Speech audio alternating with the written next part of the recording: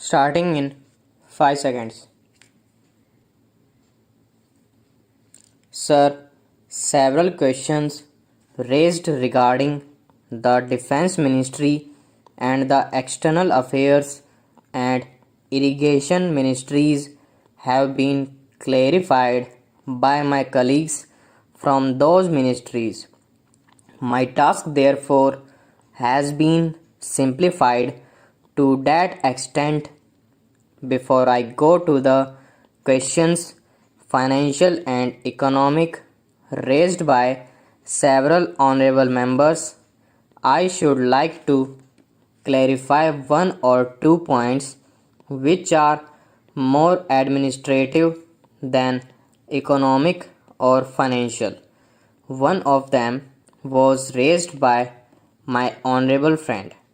He raised the question about the recruitment by the assistant superintendent, departmental competitive examination, and particularly about the examination held in 1960.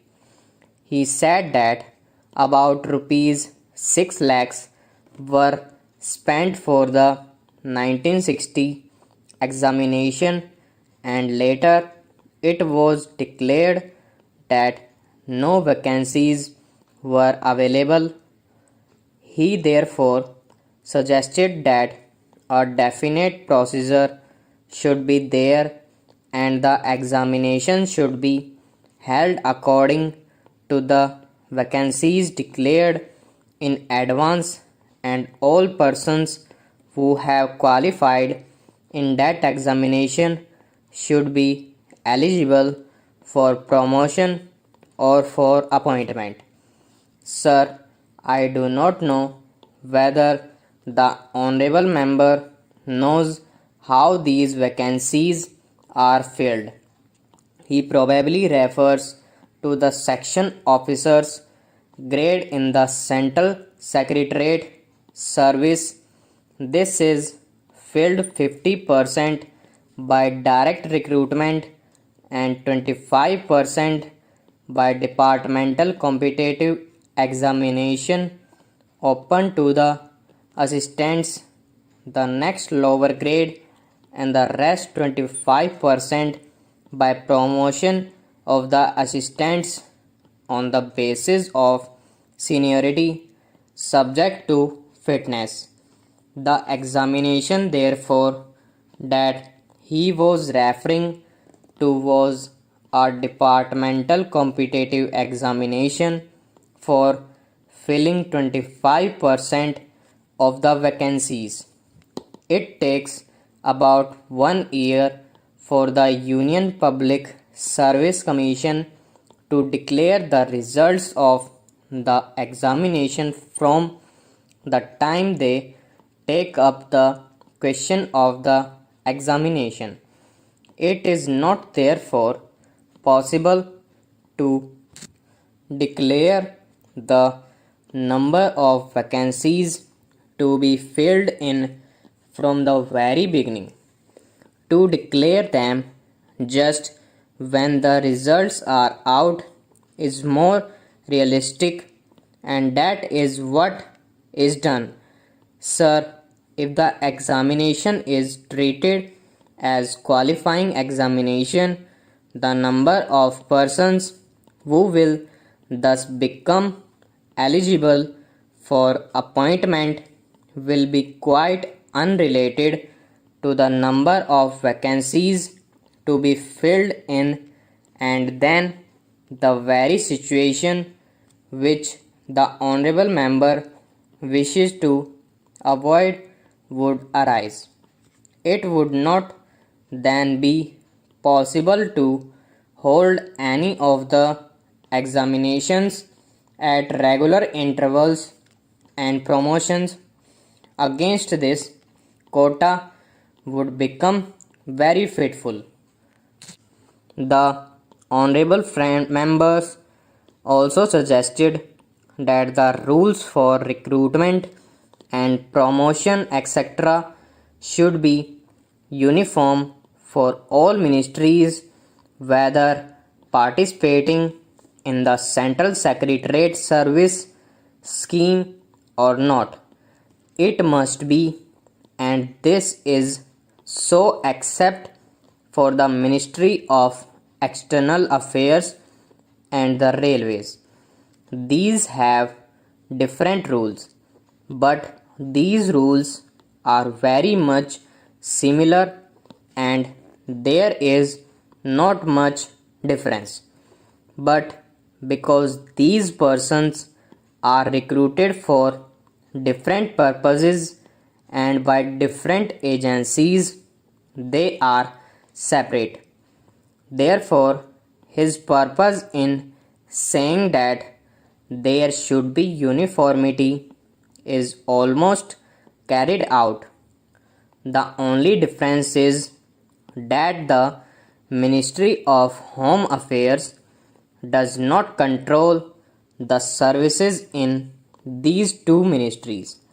Then, sir, questions were raised about backward areas and the backward states and also about the city of Calcutta. If the budget is properly scrutinized, it would be found that assistance is provided for the states, particularly the backward states, and the Financial Commission, which assess the overall requirements of the states, takes this into consideration and makes its recommendations, which are carried out every time the Finance Commission's recommendations are received, and they are received periodically according to the Constitution. Sir, I would like to give the total amount paid to the states on this account. The main objective of planning is to create conditions in which living standards are raised in a sufficiently reasonable level and all citizens are given full and equal opportunity for growth and service. The plans seek to provide a balanced emphasis on increase in production and employment. The development plans are thus accepted as the means for ensuring equitable development in the field of social services.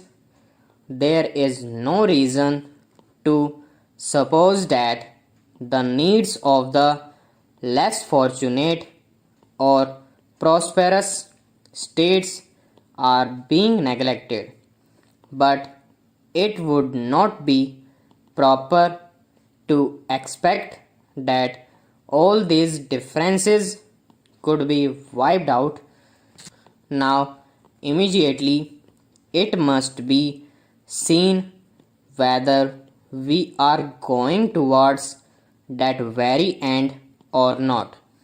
We are deliberately going towards that end, and we hope and trust that in course of time these inequalities would be wiped out, if not completely wiped out, at any rate they would be lessened. My honorable friend complained about inadequate provision included in the plan for meeting the growing requirements of the city of Calcutta, where even the basic services like water supply, sewage disposal and drainage were not being augmented, and that the central government was not enthusiastic about solving these difficulties. Stop. Starting in 5 seconds. I have no intention of giving a certificate about which my honorable friend Dr.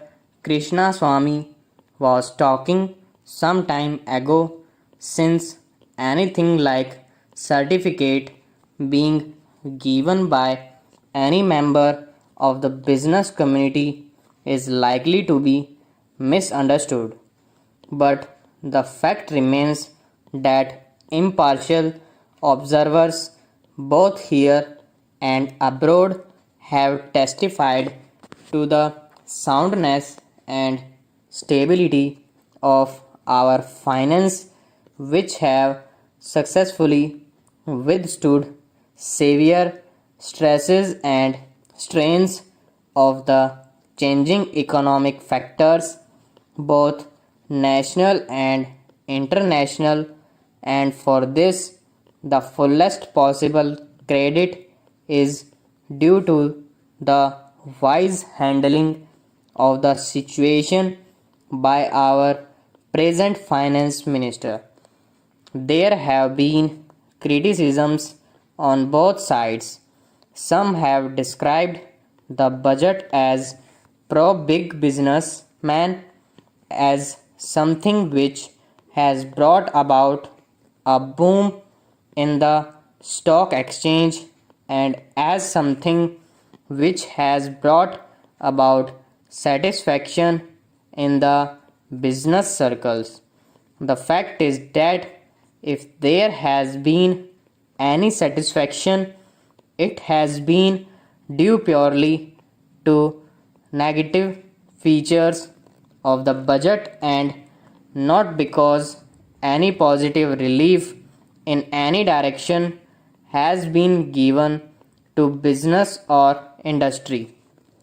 It is true that there were certain fears in the minds of the business community that, in view of the expanding and growing needs of the center, the finance minister might resort to certain further additional taxation, and since those fears were not realized, there has been some slight recovery in certain stock exchanges, but that does not in the least mean that whatever relief and legitimate relief was due to the business and industrial community has received any adequate response from the finance minister. We have got to face the fact that we are at present engaged in the process of development. People who talk about UK and USA conventionally forget that these are the most highly industrialized countries in the world, and our taxation system, so long as we are engaging in expanding and building our economy, must be adjusted and linked with the requirements of the expanding economy, and should not be compared with the high taxation levels that may be prevalent in UK and USA.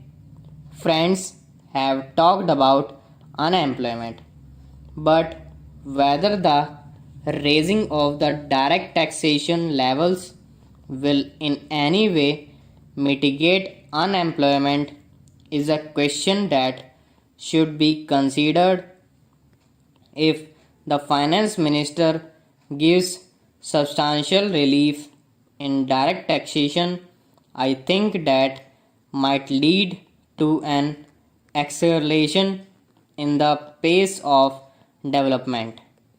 So, it has to be considered whether it is relief in taxation which will lead to a reduction of unemployment or whether it is raising of taxation to the utmost levels which will dry up the resources and channels of capital formation and thereby not only retard all further development but might also throw the functioning of present industries out of gear.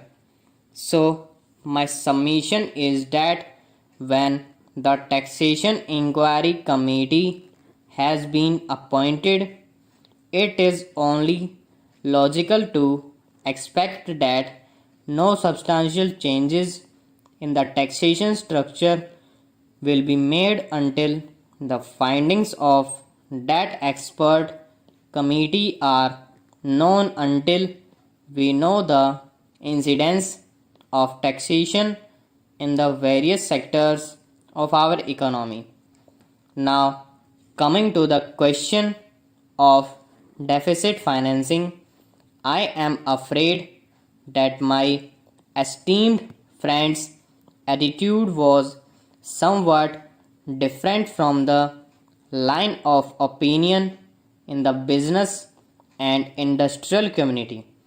Note that we advocate deficit financing for bring any artificial rise in prices, but the fact is that those who have criticized deficit financing have not suggested any other alternative or made any other constructive suggestion which will bring about necessary development plans.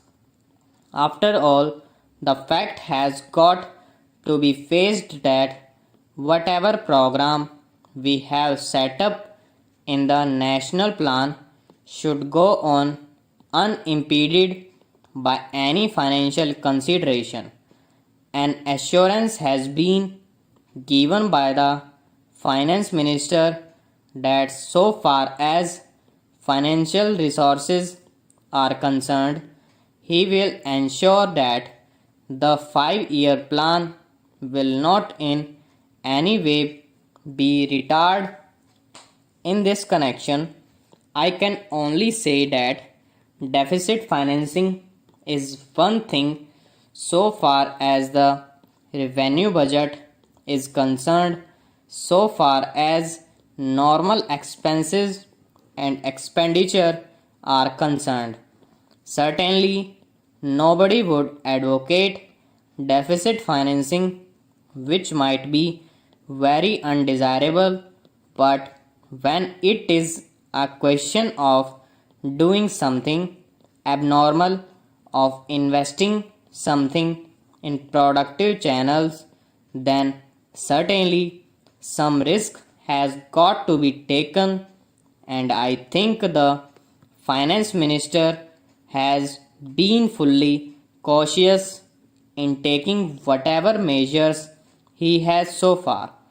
We know the measures that the government took for contracting money supply about the end of 1950 and certain other measures adopted which brought about a slump. Also, from time to time, the finance minister did not hesitate to mop up the surplus, which, as the record would show, has been about rupees 300 crores during the past 4 or 5 years. Stop. Starting in 5 seconds. In the course of the debate yesterday on the Home Minister's demands, a number of points were raised by honorable members. In particular, I am happy that some members of this House appreciated the efforts that were being made by the state governments as also by the center so far as the various subjects under discussion were concerned, especially so far as the law and order situation was concerned. It was very good on the part of some members to have appreciated the efforts made by the state governments in this regard. There were a number of the other points also which were raised, and in respect of some of them, I should like to enlighten the House so far as the real position is concerned. These points deal very briefly with Tripura, the Andamans, Delhi, and Gujarat, and they have also some bearing on the question of the scheduled castes, the scheduled tribes, and the services. These, therefore, are the various points, and I should like to place the correct picture before this House so that the House will know what government have been doing so far as all these questions are concerned. With your permission, I would deal briefly with Tripura first. When the Part C States Act was passed, in view of a number of circumstances, the geographical position of the state, the backward nature of the state, the existence of a very large number of tribal people, and a number of other circumstances, it was considered advisable so far as the administration of this state was concerned that it ought to be directly under the government of India so that they can spend more for the purpose of developing this backward area. Now the question is often raised why we are not immediately introducing popular government in this teeny state, the population of which is 500,000. That question cannot be considered singly but will be considered in the context of the report that we are receiving very shortly in the course of the next 3 or 5 months from the State Reorganization Commission. The whole question will be considered. Their recommendations will be placed before the House, and only then government will take appropriate action. So far as the present regime is concerned, it will also be kindly noted that it is not an autocratic rule in the popularly accepted sense of the term. Therefore, I am appointing out the to this House certain circumstances from which the House will gather that government have been trying their best to improve the conditions there and to develop to it to the extent that is possible. I would make a very brief reference to the expenditure during the last 3 years. For the year 1950-51, government spent rupees 95 lakhs. There is a considerable scheduled tribes population as also a scheduled castes population. Mostly they have come from Bangladesh. A sum of rupees 17 lakhs has been set apart for the purpose of improving the condition of the scheduled castes as also the scheduled tribes. Then very great efforts are being made for the purpose of rehabilitating the refugees, most of whom are from the scheduled castes, and it will be found that as a matter of fact 1,90,000 people have been rehabilitated in this tiny state of Tripura. Out of them, 99,000 and odd have been rehabilitated in government colonies, and land loans have been given, facilities for education have been given, and in respect of medical facilities, it will be found that the amount has increased by at least 5 times. Then a point was made that unemployment was rising.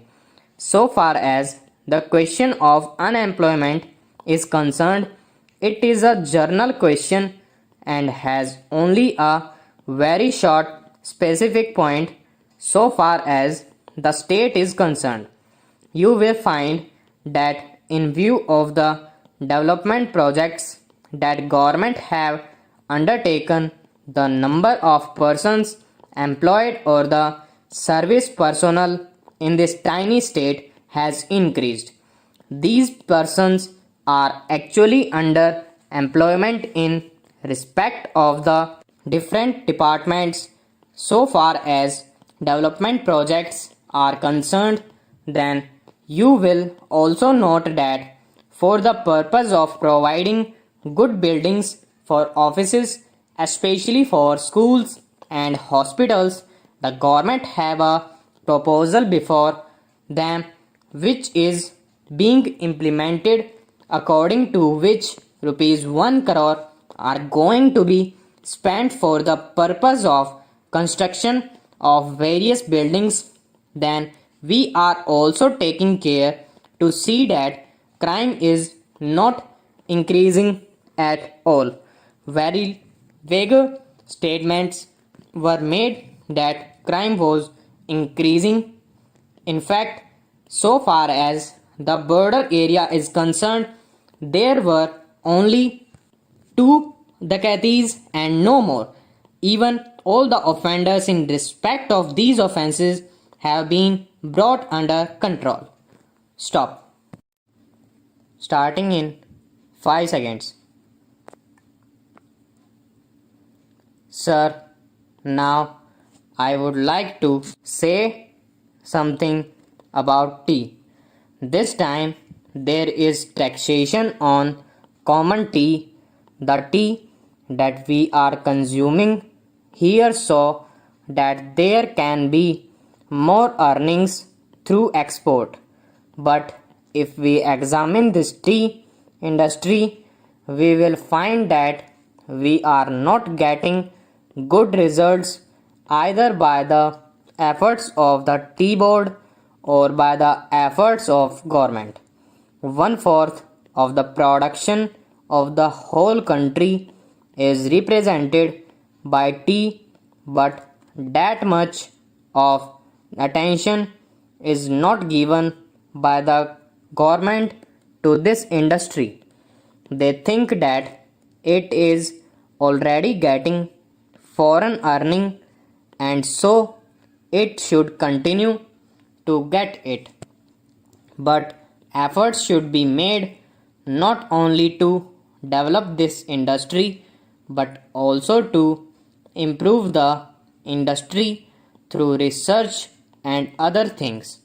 As you know, in some parts, the foreign companies which are working here are neglecting this industry.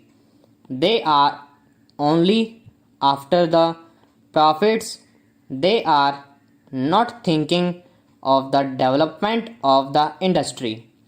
There is room for development in many respects, but it all depends upon research work, and research stations should be set up wherever there is neglect.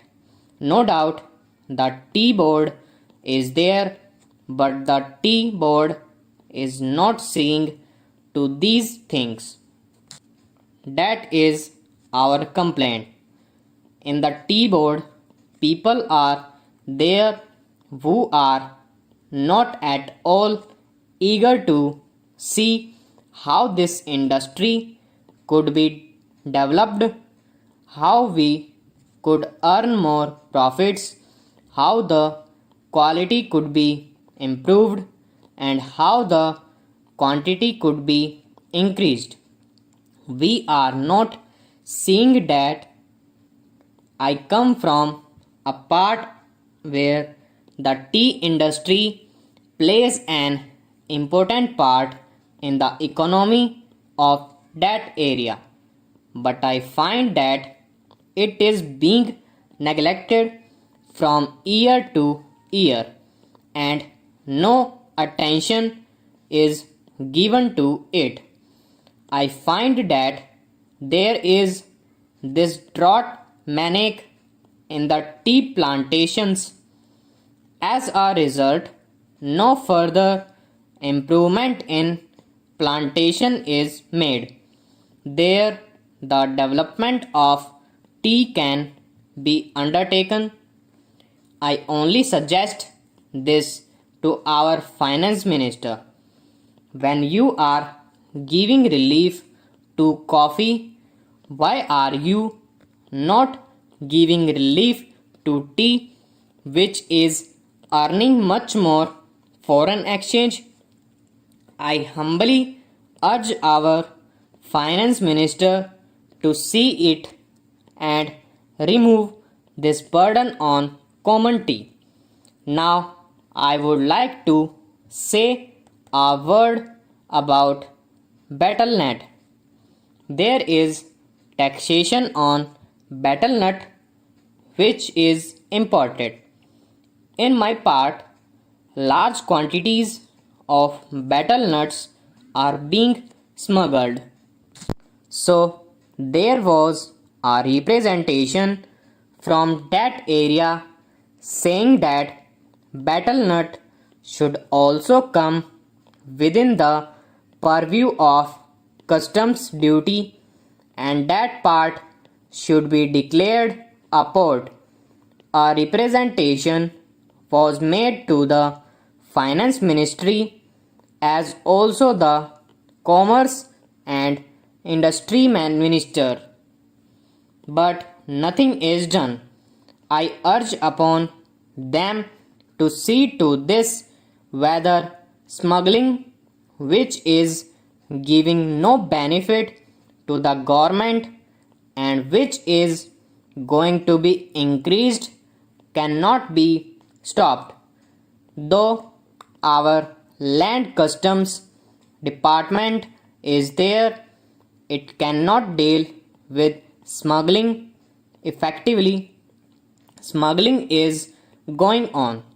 So, if you want to stop it, some definite step should be taken and the representation which was made from that part should be given due consideration. Now, some other friend also touched upon rural economy and cottage and village industries. One thing we must do, that is, we must remove the disparity between the town and the village. If we are to remove it, what should be done? We should develop small industries, village industries, and cottage industries. How can they be developed? For that power should be there. Now, my honorable friend was saying that out of 6 lakhs of villages, only 19,000 villages have been electrified. This is meager. If village electrification is not given due consideration, we cannot make progress.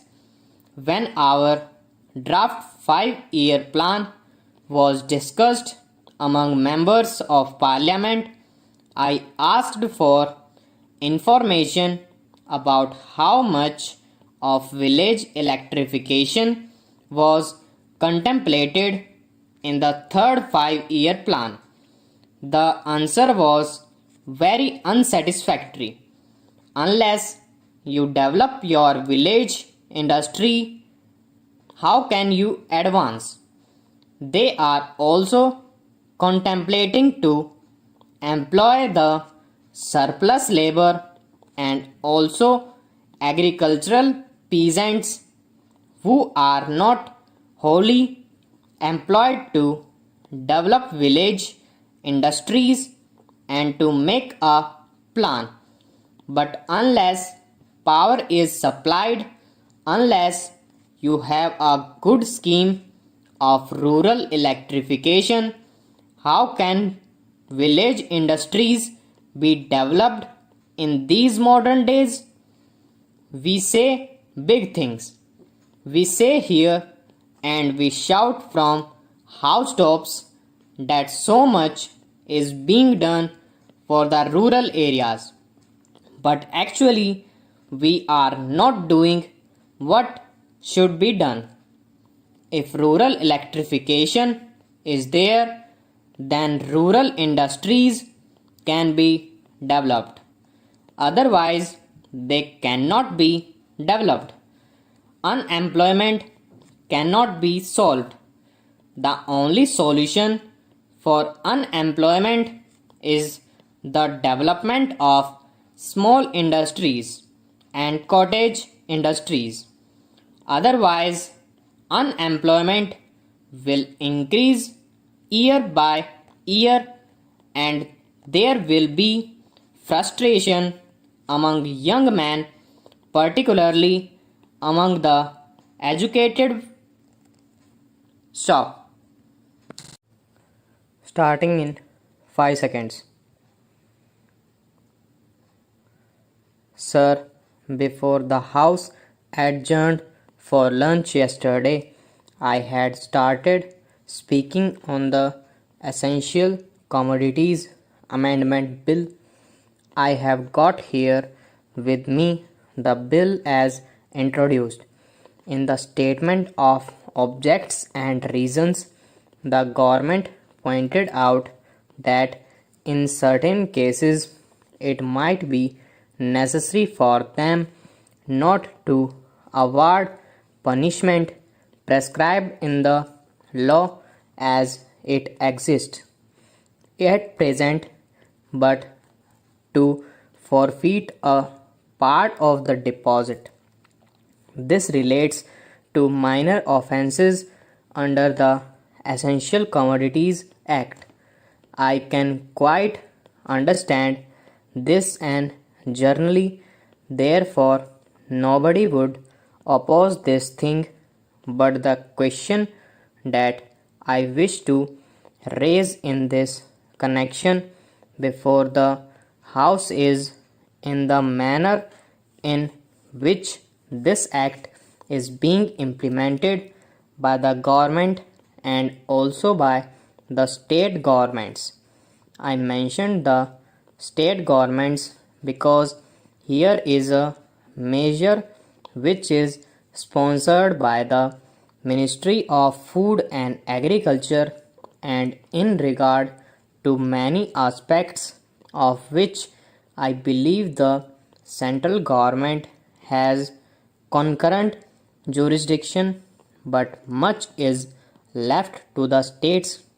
Our experience has been, especially in the state from which I come, namely West Bengal, that this act is not implemented properly by the state authorities because of various connections of certain people high up with the big business and other indulging in speculation, hoarding, and so on. The result has been that whatever should be done had not been done. The central government has got powers under this act to make rules, to give directions to the states and to supervise the manner in which the particular measure is administered by the states. we found that much that should have been done was not done. What is the use of talking about punishment of the small fry? Certainly, if they are guilty, they have to be punished, and the smaller the fry, the minor should be the punishment. I agree there, but the point is that the act is not properly implemented. We should like to know from the government as to how many cases have been started under the Essential Commodities Act. We know that food grains had been hoarded, speculation had been indulged in, stocks had been removed from one state to another surreptitiously by unfair and illegal methods. These should have attracted the attention of the Essential Commodities Act. The Act was passed in this Parliament with a view to putting a check on speculative rise in prices. When it came to the question of practical implementation of this measure, we found that the government had failed. Now, government should say something about it. When government seeks to amend an act, it should tell us as to how the parent act which is proposed to be amended has been implemented. Is it the contention of the government that difficulty arises because this particular provision is not there in the act? Are government in trouble because they do not know how to deal with the smaller fries, or is it because that those who are supposed to administer this measure at the state level, at the district level, have thought it fit to ignore it, have thought it fit to bypass it? If any measure of the central government was needed for controlling the price of food grains and ensuring the supply of essential commodities to the community, it is the Essential Commodities Act. I would like the minister to say something on this. I know that he was not here at the time when we passed this measure, nor was he there when the Essential Commodities Act was bypassed by many state governments. In the past, we had drawn the attention of the minister to this problem, and that minister is now happily going to be the president of the Uttar Pradesh Congress Committee. But here I would like to ask the minister who has stepped into his shoes as to what he is doing in order to see to the proper implementation of this act. How many prosecutions have taken place? The small people, of course, should be dealt with very mildly. I agree and I support the measure, but taking the law as it is today without this amendment, it empowers government to deal very effectively. So, as far as the provisions of the law go with the big traders, wholesalers, and profiteers, I would like to know as to how they have dealt with them. How many are in jail today? How many have paid fine? How many have suffered imprisonment?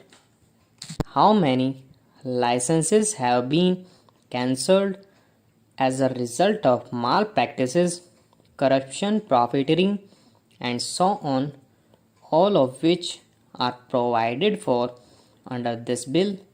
We are entitled to know. Take us into your account confidence in regard to this matter. I say from whatever knowledge we have that very few have been prosecuted under this act. If it is so, it is not because our black market trade has suddenly become white market trade, or those impetuous people have suddenly become vicious with the succession in the office of the food minister by a new man. Stop. Starting in 5 seconds. The next question that I would like to deal with is the paragraph in the President address relating to the progress made in our economy, in our agricultural sector, in our industrial sector, in our foreign policy, etc. Sir, you were pleased to read out to us a very large list of the achievements of the Congress government during the last decade and the important targets which have been achieved during the last 10 years of our planned economy. You also mentioned the question of increase in food production, increase in the production of agricultural commodities, etc. Fortunately, sir, here we have in our midst the ex-deputy chairman of the Planning Commission, Shri V.T. Krishnamachari, who has addressed a number of meetings and seminars in New Delhi recently, drawing our attention to the weakness in our agricultural sector. If the press reports are correct, in one seminar he mentioned that even if all the targets of the third 5-year plan are achieved, still at the end of the third 5-year plan period, we may be facing a serious situation regarding the supply of agricultural commodities. He has also expressed the hope that we will be able to exceed the targets which have been fixed for the third 5-year plan. I do not know whether his expectation of exceeding the targets will be fulfilled or not, but it is quite clear that we have not been able to give sufficient attention to the development of the agricultural sector. It has also been stated that development of the agricultural sector is one of the most difficult tasks which have been found difficult both by democratic countries as well as by countries in which total planning is going on. It is all the more reason, therefore, that we should pay more attention to the agricultural sector so that it may be possible for us to meet our requirements as and when they arise, and the situation which he has foreseen at the end of the third 5-year plan may not materialize.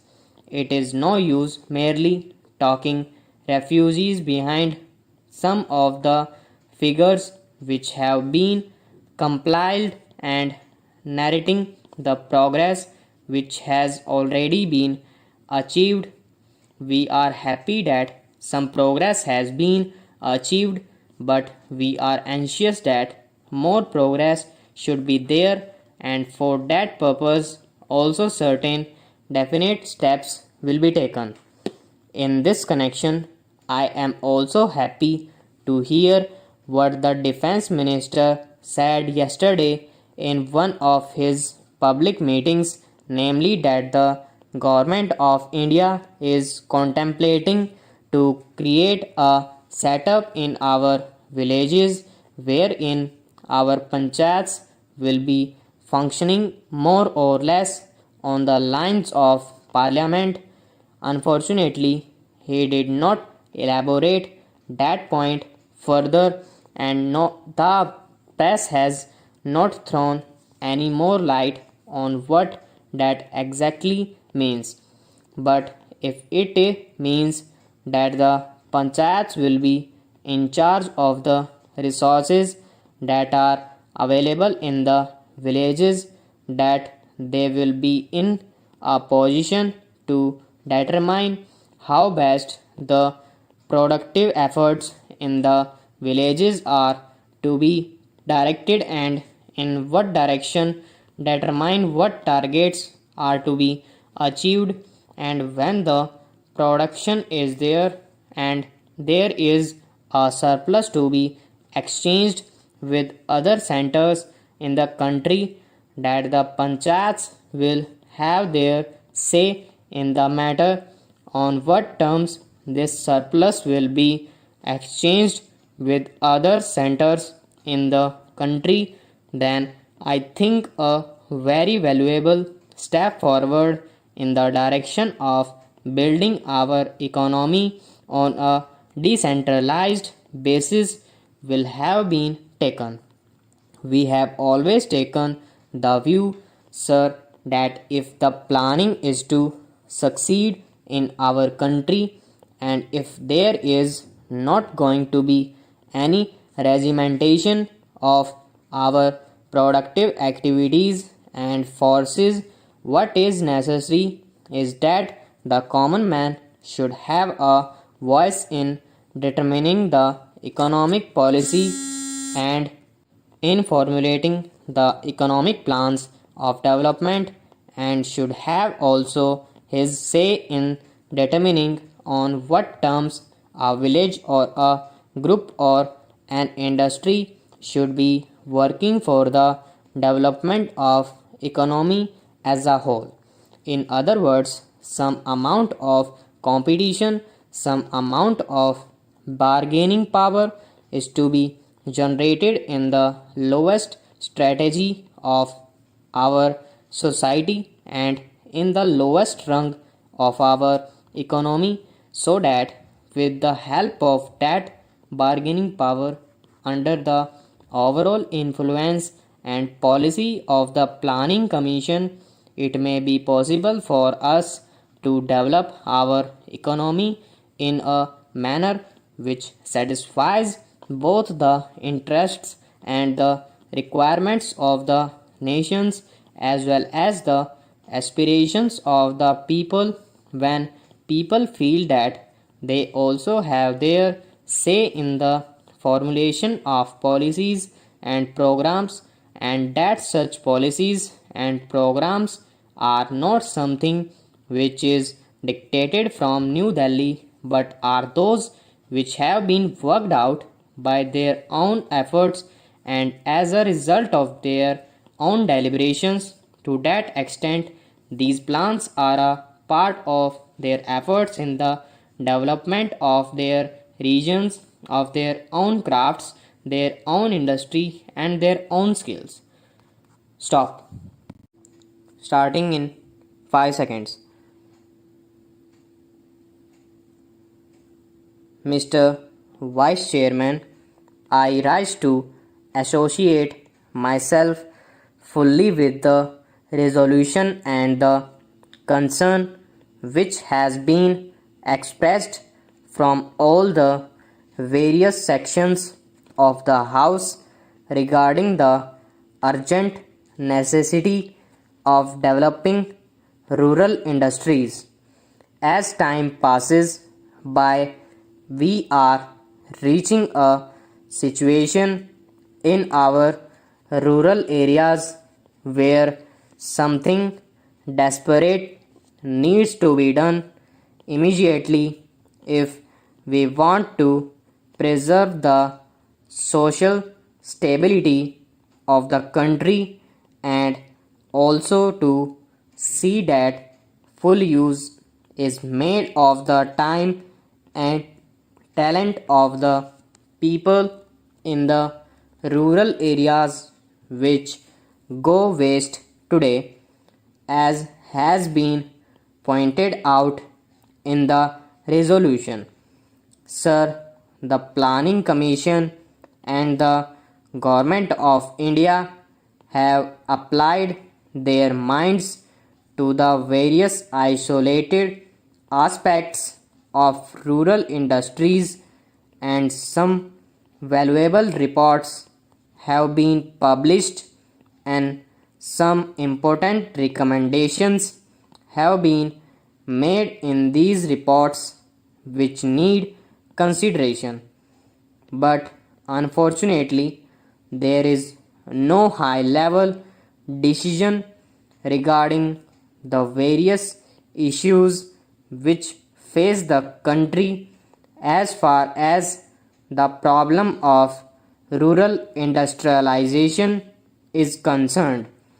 We are not quite clear as to what, first of all, rural industries mean and what rural industrialization implies.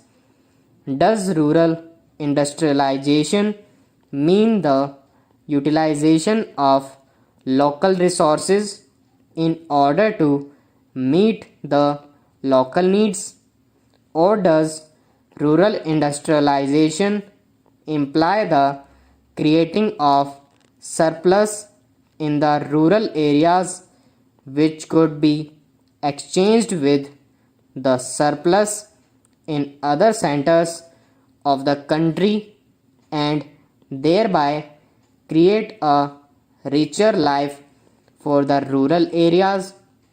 Various opinions have been expressed with regard to this problem, but there is no authoritative determination of the policy regarding the meaning of rural industrialization. It has been suggested that if such import of capital and skill from urban centers were to mean merely the multiplication of industrial centers in the rural areas, such as industrialization of the rural areas would nullify the advantages that are likely to accrue as a result of the rural industrialization.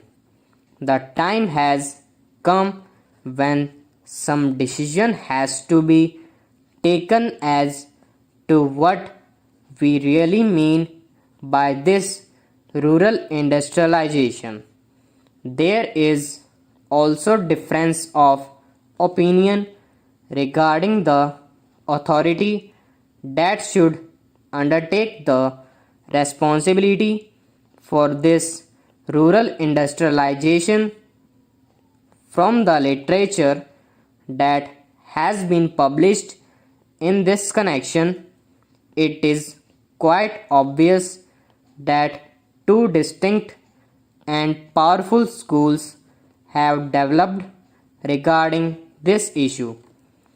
On the one hand, there are people who believe that the task of rural industrialization should be entrusted to the village panchayats, since they represent the village people and they have the resources and the powers to raise the necessary resources from the rural areas.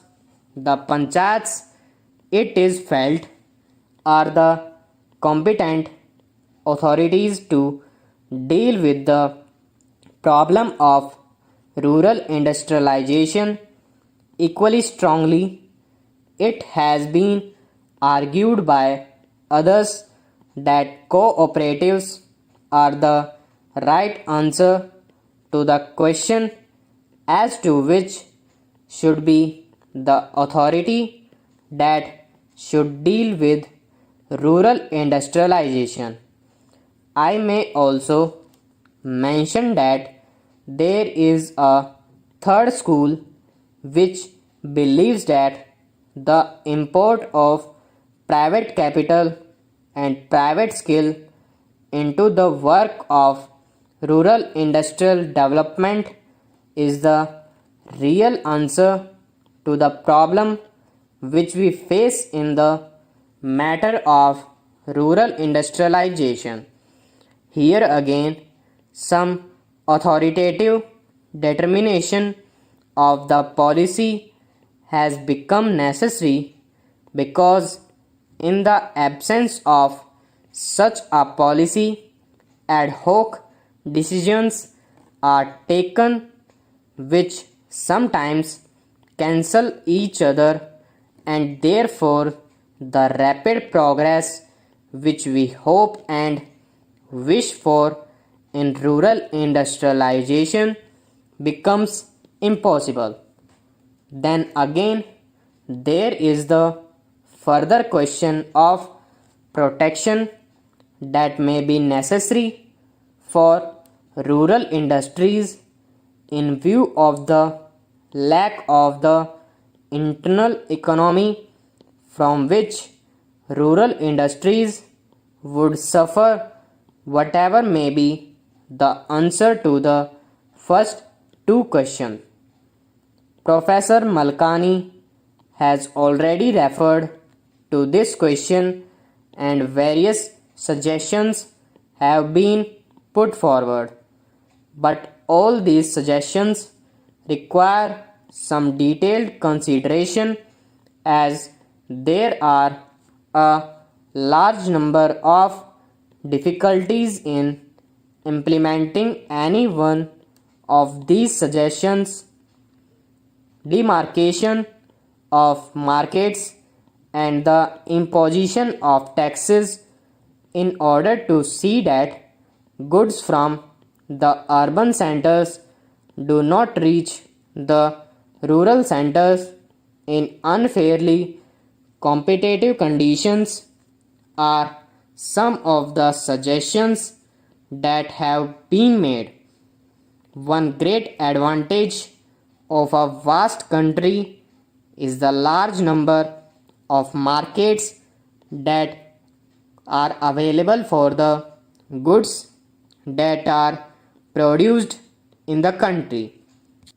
However, if these markets are artificially restricted and goods are not allowed to move from one center to another, I am afraid more problems would be raised than solved if this protection is sought to be given in this manner.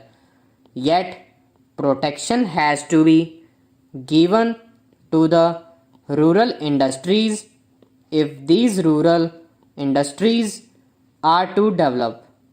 Therefore, serious and competent thinking is necessary in this connection, and again, time is running fast.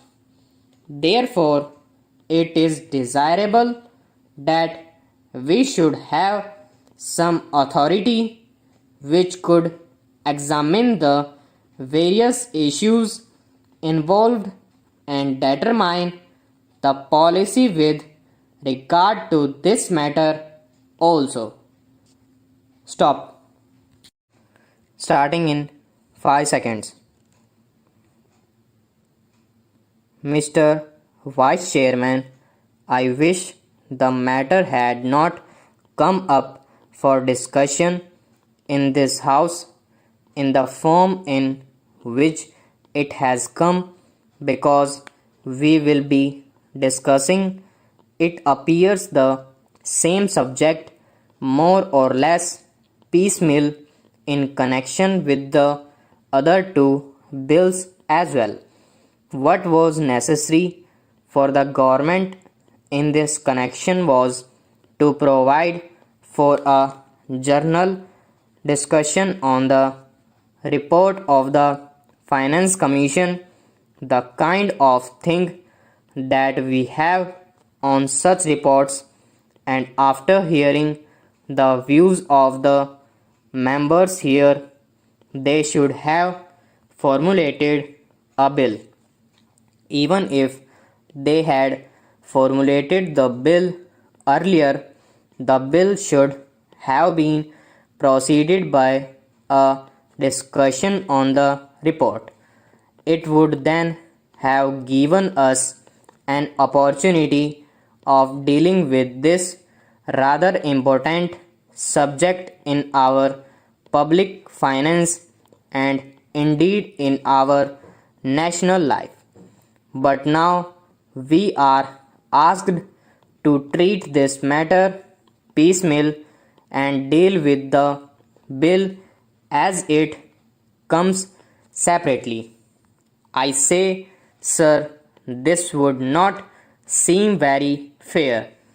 It is true that we have had two other reports of the Finance Commission and that we have had certain opportunities of discussing the issues raised by the Finance Commission on previous occasions, but that should not have precluded a thorough discussion of the third report, more especially after the experience of the two 5-year plans and generally also after the experience of the states in the matter of public finance and as regards relations between the states and the center.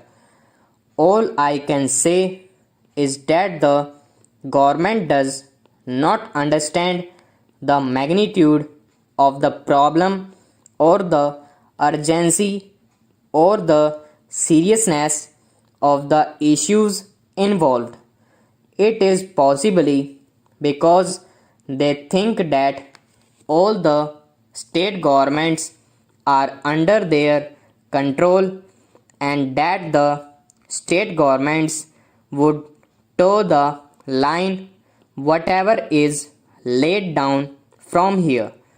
Suppose, sir, today a number of states had been outside the control of the same party which controls the central government, problems would have become acute because conflicts between the state governments controlled by certain other parties and those controlled by the Congress party which controls the central government would have arisen sharply, calling for a thorough discussion and mutual consultation in a different way.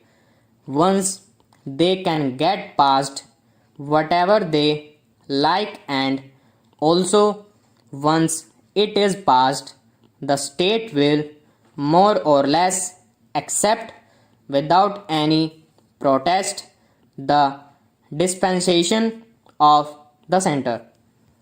Now that the bill is before us, we have to speak on this subject rather on the journal themes, yet I would like to make certain journal observations in this connection because the basis of the bill is the report of the Third Finance Commission.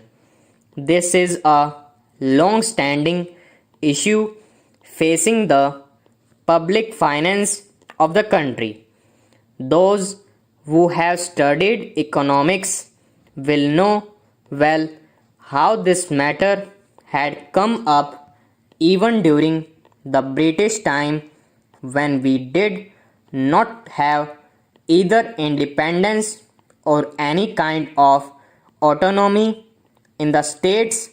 Even in that setup, even at that time, the state governments functioning under the British felt that something should be done with regard to adjustment of finances, especially in regard to the relations between the center and the states.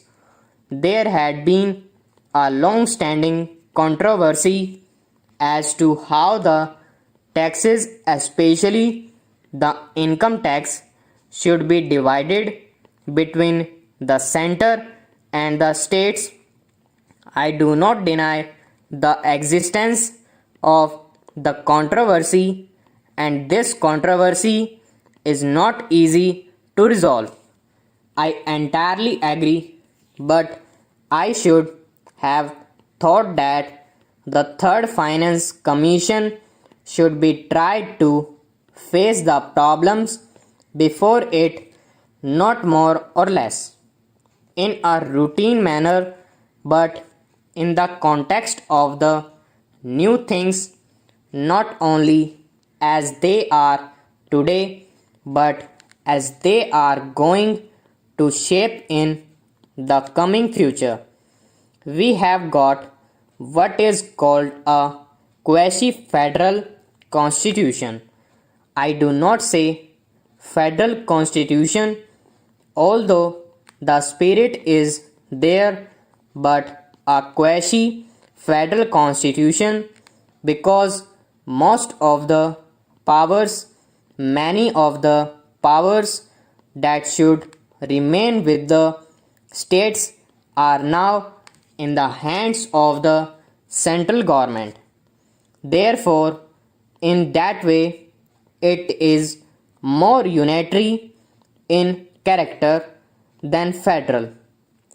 At the same time, structurally speaking, we have got the state assemblies, legislatures, state budgets, and so on. They function more or less in the same way. But if you go a little deeper into the affairs, it would immediately lead you to think that the states do not have any substantial real power, especially in the matter of finance. Perhaps at the time when the constitution was framed, this aspect did not figure very much in the minds of the makers of the constitution. We had just become free, and the concept of welding India into a solid nation was uppermost in the minds of those people who framed the constitution and all others as well. In that background, it was quite understandable that it should be the dominant thought as to how to put the different segments of our country into a whole, namely the Indian Union. Stop. Starting in 5 seconds. Sir, I would like to make a few observations so that the honorable ministers will make a note about the way in which these institutions are being run. It is a good thing that these institutions have been started, but at the same time, we are suffering from lack of coordination in regard to our technical education. We have certain institutes like the polytechnic, etc. under the Scientific Research and Cultural Affairs Ministry, and they are run through the state governments. Then there are the engineering college under the universities, and thirdly, sir, trade technical education is imparted by the Central Labor Ministry at the state level. In addition to that, the states have certain arrangements of their own for technical education. I feel that there is no effort at coordination, and that leads to a good deal of confusion. Perhaps if there is effort, there are certain difficulties. I hope the Honorable Minister will tell us about that. I would also like to suggest that even in these four institutions, as for some time the medium of instruction would be English for emotional integration, an attempt should be made to take a few students from the neighboring region or other regions on a reciprocal basis. Otherwise, these institutes will themselves be developing, as was hinted by the previous speaker, some regional consensus. There is great difficulty, sir, with regard to technical personnel for teaching, and I am not aware in what way these institutes will be staffed. Perhaps some foreigners will be brought in, but at the same time, with the arrangements existing at present for taking technical help from different countries, Russia, UK, USA, and Germany, I do not know whether there will be special courses provided in these institutes for the teaching staff from those different countries. What arrangements there are, one does not know. In the present arrangement for teaching, I should like to mention the fifth arrangement for teaching at present provided through the various industrial concern like Belai, Rourkela, etc. All these big concerns have their big technical schools, and they take their students for postgraduate work as also for research work. What will therefore happen with regard to the standard is a question. Sir, we are not at all sure in our country about the correct use of terms. I would, for instance, mention here the word polytechnic. They have one school, and even if there is arrangement for starting another subject, no effort is made, and no sooner they feel they should give guarantee of some sort of technical education without proper inquiries with regard to the possibilities for employment and the various mineral resources, etc., and the basic education that should enable the students to enter the polytechnics to have the training where it is available. These polytechnics are started. Similarly, there is some confusion about the use of the word university. we have the Roorkee University for one subject, engineering. So it seems there is going to be one university for one faculty.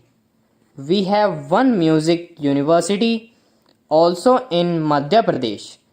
We are going to start, I am told, perhaps a university only for agriculture. So if these institutes are there, which term seems to be really the appropriate word in place of these one faculty universities, I think the Honorable Minister should take the initiative in determining what should be the exact connotation of these terms. Otherwise, one day, as was pointed out, there will be perfect confusion. There comes also the question of the recognition of the degree given by these institutes. Of course, if the training with the special facilities available and the specially recruited staff available is of a high standard, naturally, people would be very anxious to recruit the people who have passed out from there. In the beginning, there will not be any trouble with regard to making use of the graduates turned out from there. But the question of recognition has to be decided on certain principles, and those principles should be laid down and followed from the beginning. Now, I would like also to mention the question about scholarships. It was pointed out that certain scholarships, especially to the children of the working class, should be given. I would like to point out here that there is already provision for that and it is not something new. What I would like to stress is that scholarships should be in larger numbers. The scholarships do not seem to be adequate for the raising standard of living and the cost of living. The scholarships that are given do not meet half the need. There is yet another matter which the Honorable Minister is the proper person to enquire about, and that is the merit scholarships that are available in different states to students for technical subjects or to other students who pass with very high marks are not given by the states if they read outside the state. Stop. Starting in 5 seconds. Mr. Deputy Chairman, Sir, I extend to this resolution my wholehearted support, though I wish he had extended its scope by incorporating within it 2 more services, but then I cannot deal with that subject now. You have assured me that the matter will be taken up on a subsequent occasion. I do not know when that subsequent occasion is likely to occur. Sir, I am grateful to the Home Minister for some kind words he has said about me in regard to my interest in this subject. No doubt, for long I have been urging the necessity of creating more All India services. During the last 5 years or so, ever since that recommendation on the subject was made by the State Reorganization Commission, and during the last 1 year and a half, near about that time, I have been tabling resolutions on the subject twice or thrice, but they could not come up.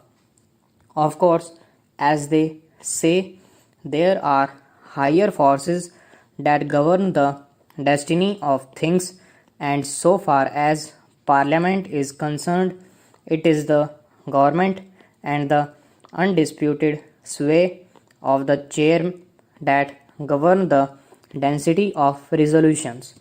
Obviously, it was so ordained that this resolution should come up only now, and that too as a government sponsored resolution. Even as it is, I welcome it most heartily and feel enthusiastic and even jubilant about it. Sir, I sincerely congratulate the Honorable the Home Minister for the tact, the firmness, the strength, and the determination which he has shown in overcoming all the delictation and difficulties which I am sure were there in his way. The opposition and unwillingness of the states were there initially, I know.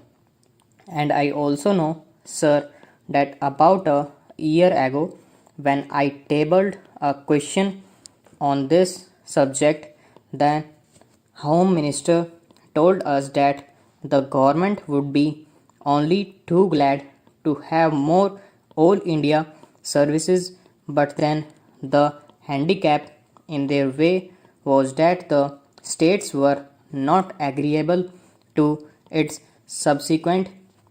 To that, sir, about the middle of this year, I wrote to all the chief ministers requesting them to let me know their views on this subject, and I was a little unhappy to find that no chief minister replied to me saying that he was agreeable to it. One or two of them especially said that they were against it. So all these difficulties were there in the way of the Home Minister. But I find that by his tweet persuasion, he has been able to win over all the chief ministers who, in the conference immediately preceding the last one, agreed to it in principle, and in the subsequent conference they agreed to it. It appears obviously in toto, and hence we have before us this resolution spotted by the chief ministers of all the states.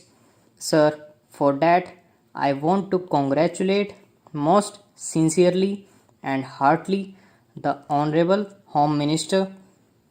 Now, sir, so far as the merits of this resolution are concerned, I do not think it is necessary for me to elaborate on them, because during the last 4 years or so, ever since the publication of the report of the States Reorganization Commission, many eminent men all over the country, eminent administrators and persons who had experience of administration, including the retired comptroller and auditor general, were of the opinion that more All India services should be created.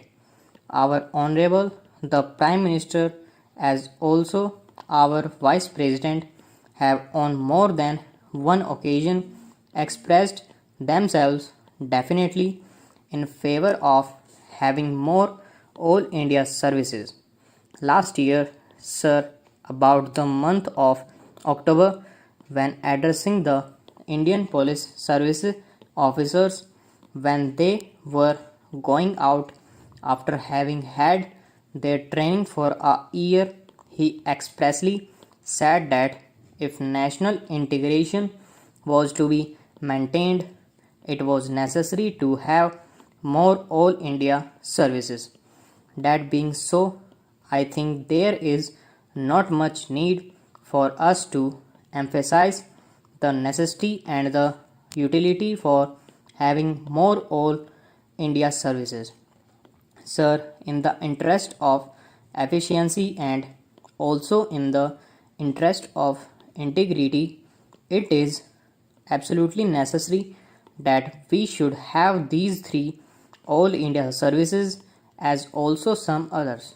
The major problem these days before us is that successful implementation of the development programs has to be carried through. It is not enough that we should have big schemes, it is not enough that we should allocate large sums for the implementation of those schemes, but it is necessary that we should have competent personnel to effectively implement our schemes so that in a short time we may be able to carry forward our country to economic prosperity all round. In the past, during pre-independence period, we had quite a number of all India services, but then when we framed our constitution, we dispensed with the other, retaining only two. It appears to me that necessity has now arisen for reorganization of all India services and to have more all India services. Stop. Starting in 5 seconds.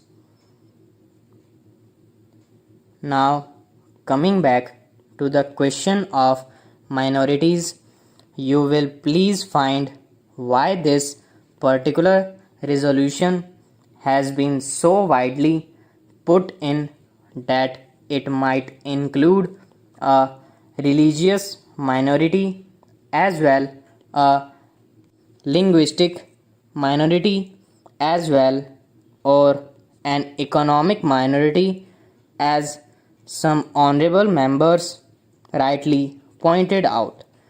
Now, sir, a question arises whether there ought to be any such protection in so far as a particular type of minority is concerned. I shall deal with the question of minorities at some length, but you will please find, sir, what the honorable mover wants is that there ought to be a permanent minorities commission. It ought to be endowed with statutory powers.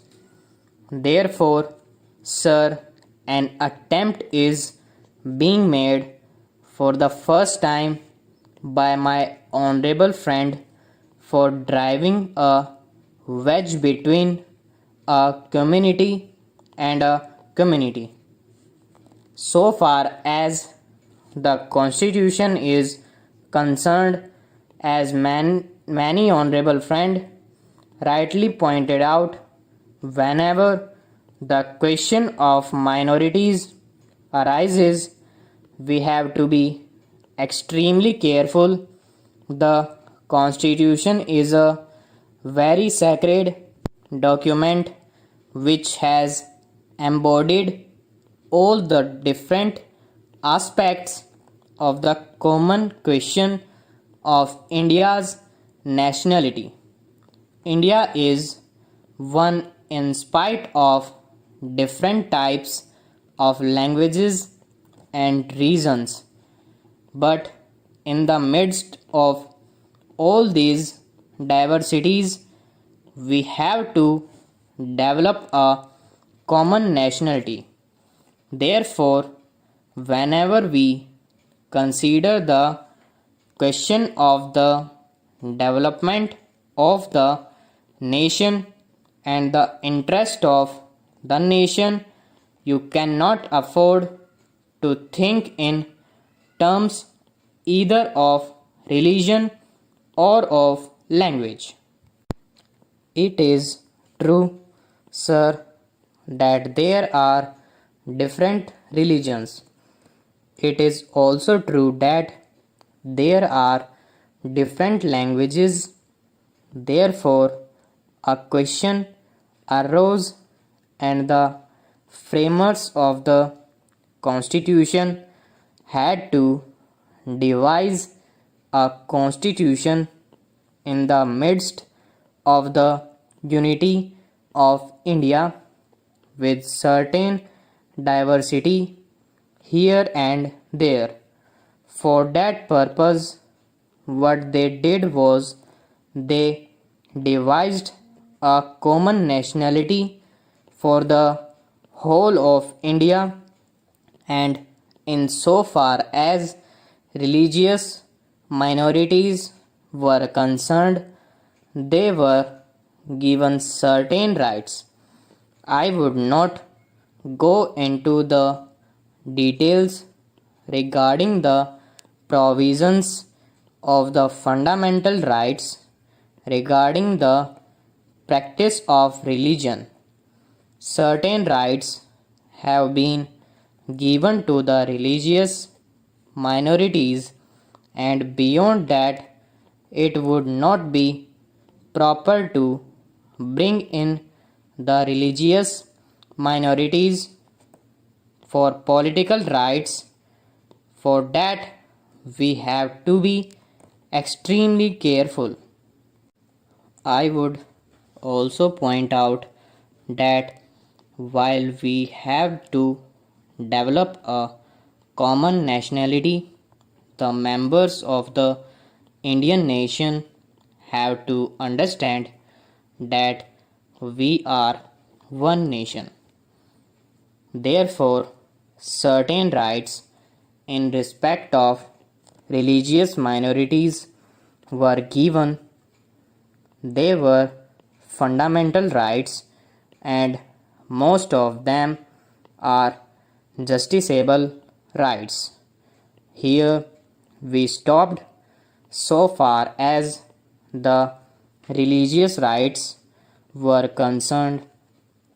Then a question arose, what ought to be the attitude of not only the government but the society regarding the languages.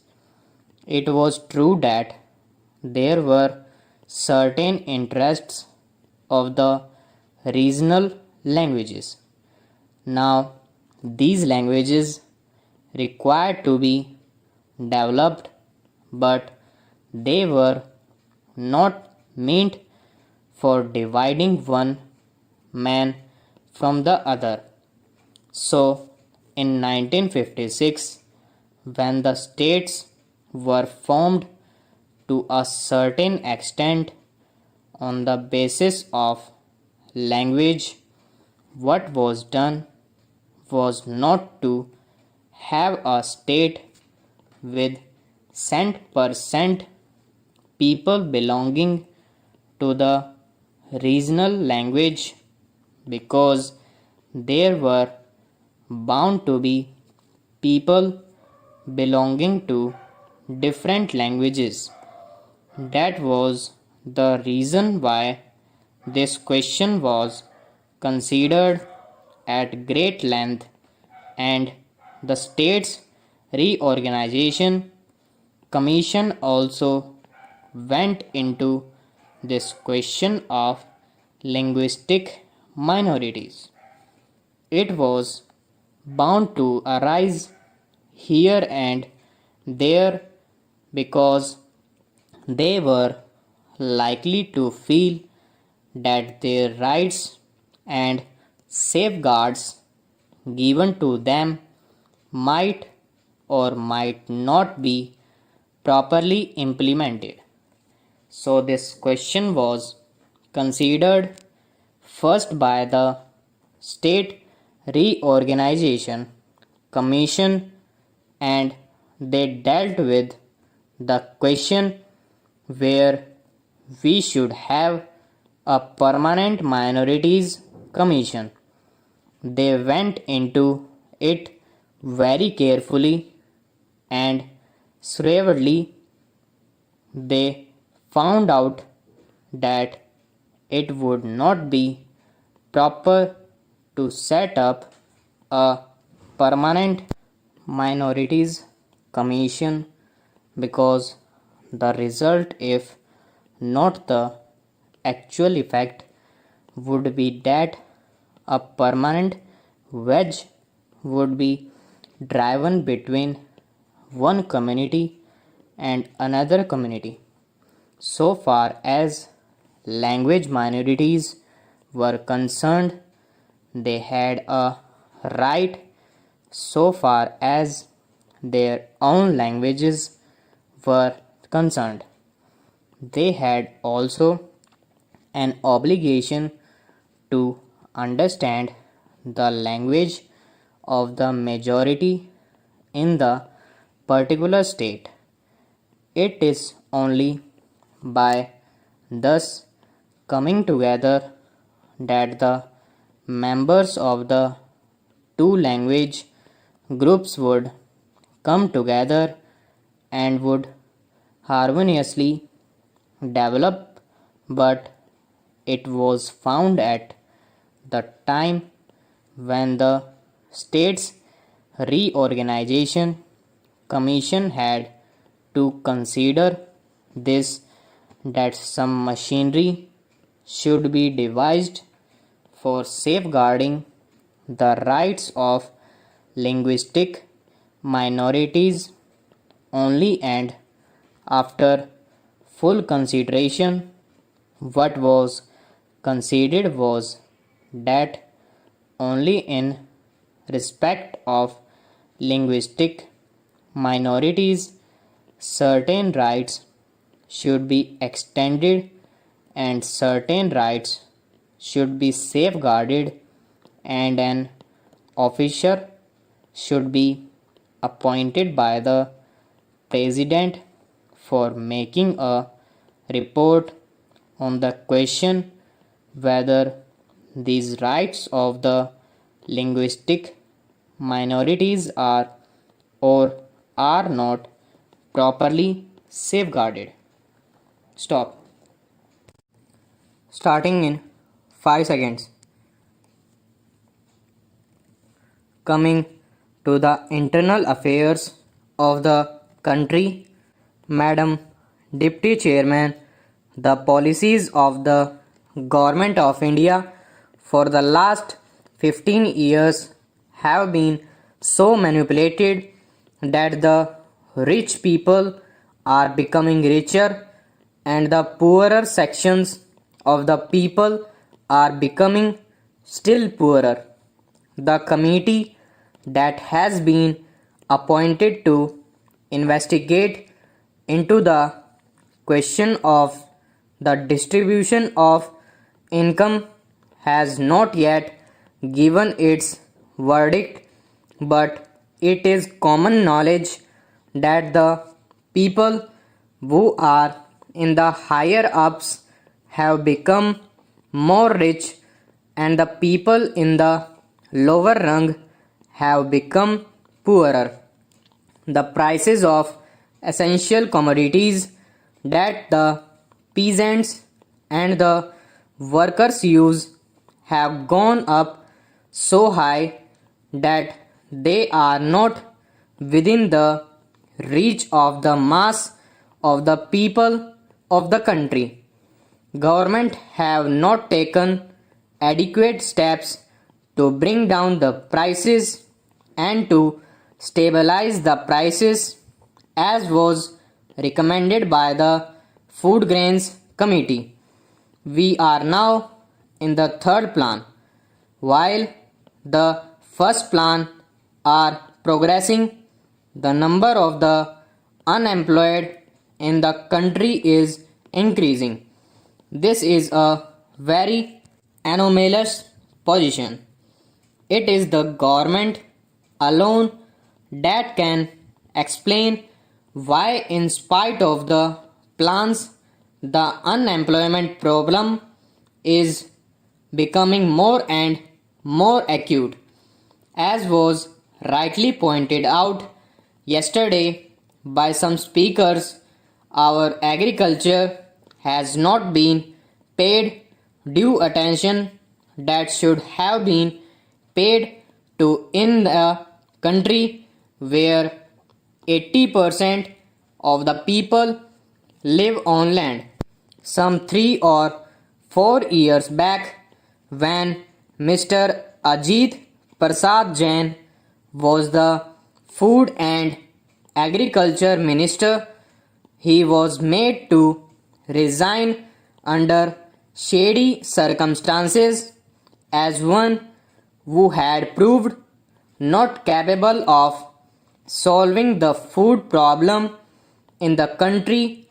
A suggestion was thrown that the portfolio of agriculture should be handled by an important and senior member of the cabinet, and particularly in the states by the chief ministers of the states. But nothing of the sort has happened. Whatever increase in food grains output we have obtained is not because of any increase in the yield per acre, but because of extensive cultivation. More land has been brought under cultivation, and some irrigation facilities have now been provided. But the increase that we have seen is not in keeping with the demand that is necessary for us to feed 400 millions in India. So, whatever industrial development we want, the basic factor is that our agricultural economy should be improved. For that, all efforts should be made. More fertilizers should be used, and new methods of cultivation should be employed for growing more food crops and for growing other cash crops. In a review that was published by the Planning Commission itself, they have pointed out that there is acute shortage of power in more than 50% of the states in India. We have accepted a planned economy. We have completed 2 plans, and we are now in the 3rd plan.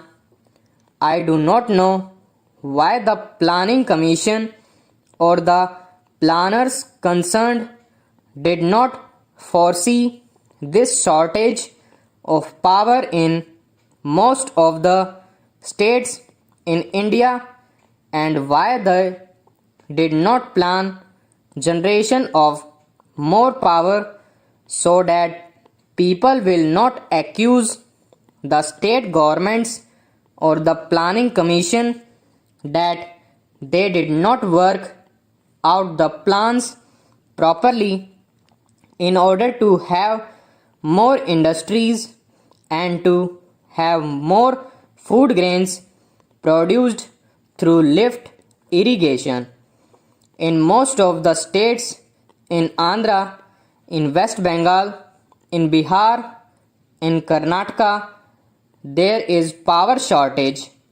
Whatever power is available now is being rationed.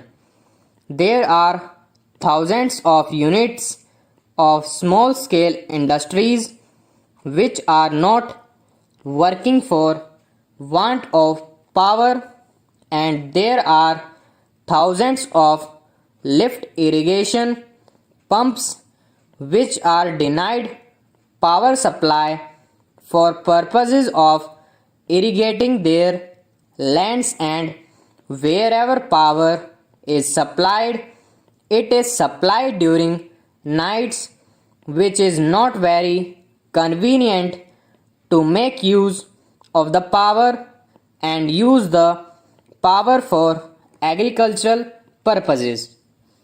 The finance minister, in the statement that he made in the Lok Sabha and which was placed before us, has stated that it was assessed that for the successful implementation of the plan, even after taking every possible measure for the development of our exports, which clearly must be given the highest priority, we would need external assistance of the order of rupees 2600 crores, and we have, however, been less successful in obtaining and utilizing the external assistance required for financing the imports necessary for our developing economy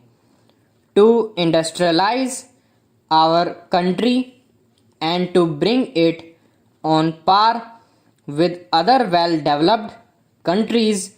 We do need assistance, financial, technical, and other assistance. The finance minister was so hopeful that he was getting rupees 2600 crores of foreign aid from Aid India Club and other countries.